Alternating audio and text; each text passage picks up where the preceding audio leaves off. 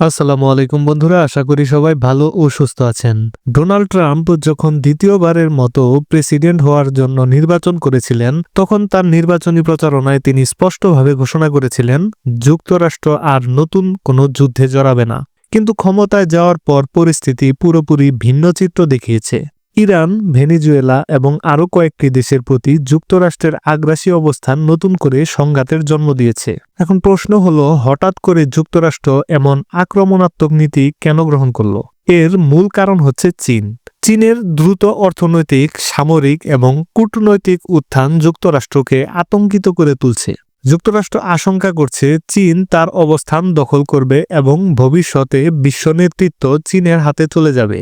পৃথিবীর বহু দেশ এখন চীনের উপর নির্ভরশীল হয়ে উঠছে। যুক্তরাষ্ট্রের নিষেধাজ্ঞাকে ভয় পাওয়ার মতো বিষয় এখন আর নেই। রাশিয়ার ক্ষেত্রে তা ব্যর্থ হয়েছে। ইরানের ক্ষেত্রেও পরিস্থিতি একই। চীনের সহযোগিতায় ইরান নিষেধাজ্ঞা উপেক্ষা করতে পারছে।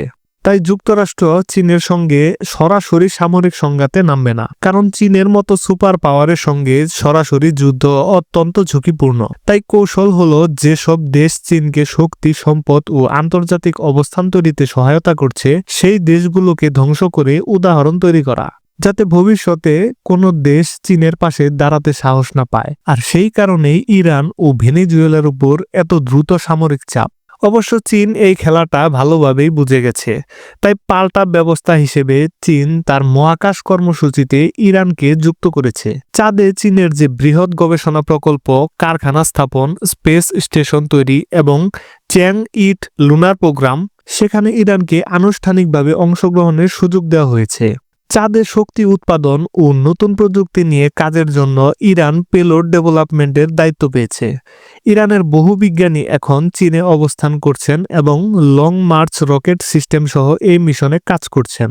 আন্তর্জাতিক নিয়ম মেনে এ সুযোগ চীন নিজ হাতেই দিয়েছে। বন্ধুরা দেখুন, চীনের কথা আলাদা। তারা মহাকাশ গবেষণায় এমন একটি দেশ যারা নিজেরাই একা একা স্পেস স্টেশন তৈরি করতে সক্ষম হয়েছে। চাঁদের দক্ষিণ মেরুতে 2028 থেকে 29 সালে মহাকাশ মিশন পাঠানোর যে পরিকল্পনা, সেখানে ইরানের সহযোগিতা যুক্তরাষ্ট্রের জন্য বড় মাথা ব্যথা। চীনের কাছে নতুন কিছু পাওয়ার দরকার নেই, বরং চীন ইরানকে দিচ্ছে অনেক কিছু। Sensor design, data analysis, space environment monitoring এবং ইএমপি বোমা উন্নয়নের সহায়ক প্রযুক্তি। এছাড়া চীনের Long March rocket design, engine, শক্তি উন্নয়ন এবং এগুলোকে কিভাবে আরো আধুনিক করা যায় সেই প্রযুক্তি ইরান হাতে পাচ্ছে।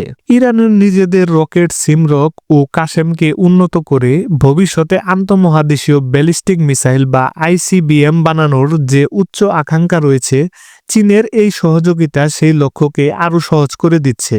চীন প্রকাশ্যে বলবে না যে তারা ব্যালিস্টিক মিসাইল প্রযুক্তি সরাসরি ইরানকে দিয়েছে, তবে মহাকাশ গবেষণার নাম করে বাস্তবে প্রযুক্তি হস্তান্তর চলছে। এর আগে উত্তর কোরিয়ার ক্ষেত্রেও একই দৃশ্য দেখা গেছে। মহাকাশ গবেষণার অজুহাতে কাজ করে হঠাৎই তারা দীর্ঘপাল্লার ব্যালিস্টিক মিসাইল পরীক্ষায় সক্ষম হয়েছে। ভবিষ্যতে ইরানের ক্ষেত্রেও একই ফল দেখা যাবে। যুক্তরাষ্ট্র এবং ইসরায়েল গোয়েন্দা তথ্য পেয়েছে যে ইরান ইতিমধ্যে খোরামশাহার 6 ভ্যারিয়েন্ট তৈরির কাজে এগোচ্ছে, যার রেঞ্জ হতে পারে 13 থেকে 14,000 কিলোমিটার। এজন্য উন্নত ইঞ্জিন, সুনির্দিষ্ট গাইডেন্স এবং লঞ্চ প্রযুক্তি চীন থেকে ইরান অর্জন করছে।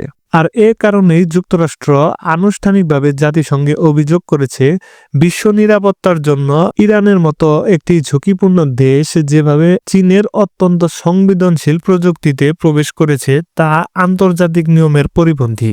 তবে চীন এসব অভিযোগ, নিষেধাজ্ঞা বা যুক্তরাষ্ট্রের হুমকি কোনোভাবেই গুরুত্ব দেয় না। শক্ত ভাষায় চীন জবাব দিয়েছে যে মিত্রদের সুরক্ষা না করলে বিশ্ব নেতৃত্ব পাওয়া যায় না। ভারত পর্যন্ত যুক্তরাষ্ট্রের চাপে ইরান ও রাশিয়া থেকে তেল ক্রয় কমিয়ে দিয়েছে, কিন্তু চীন পিছপা হয়নি। চীনের শক্তি তৈরির জন্য একাধিক পাওয়ার সেন্টার প্রয়োজন হয়। ভেনেজুয়েলা, ইরান, পাকিস্তান, বাংলাদেশ সহ কয়েকটি দেশ সেই ভূমিকা নিতে পারে। আর তাই ইরানকে প্রযুক্তি দিয়ে চীন নিজেদের ভবিষ্যতের শক্তি কাঠামো গড়ে তুলছে। এখন দেখার বিষয় যুক্তরাষ্ট্র ও ইসরায়েল এই নতুন সহযোগিতা থামাতে কি ধরনের বাধা তৈরি করে। তো বন্ধুরা, আজকের মতো এখানে বিদায় নিচ্ছি। সঠিক তথ্য নির্ভর বিশ্লেষণমূলক ভিডিও পেতে চ্যানেলটি সাবস্ক্রাইব করে রাখুন। কথা হবে নতুন কোনো ভিডিওতে। সে পর্যন্ত সবাই ভালো থাকুন, সুস্থ থাকুন এবং আমাদের মাতৃভূমি বাংলাদেশকে ভালোবাসুন। আল্লাহ হাফেজ।